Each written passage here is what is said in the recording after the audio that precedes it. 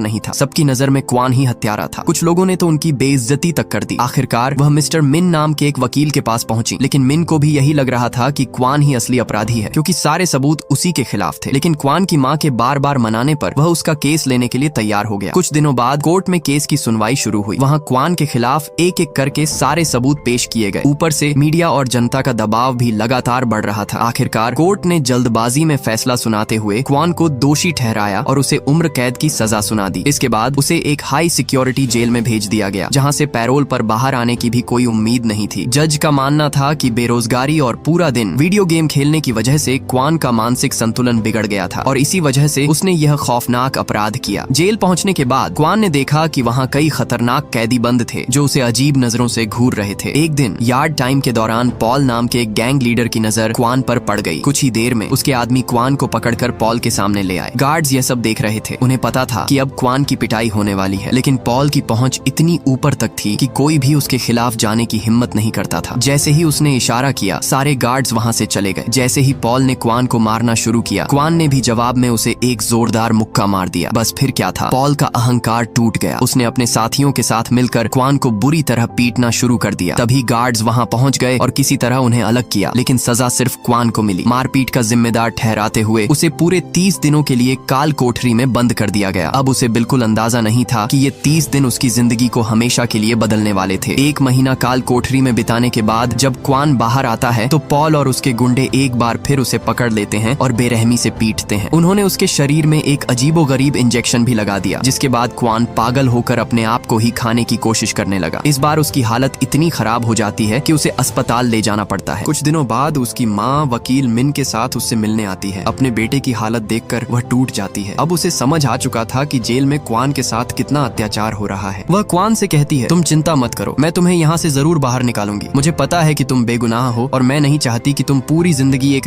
का ठप्पा लेकर जियो। अपनी माँ की बातें सुनकर क्वान के अंदर एक नई उम्मीद जाग जाती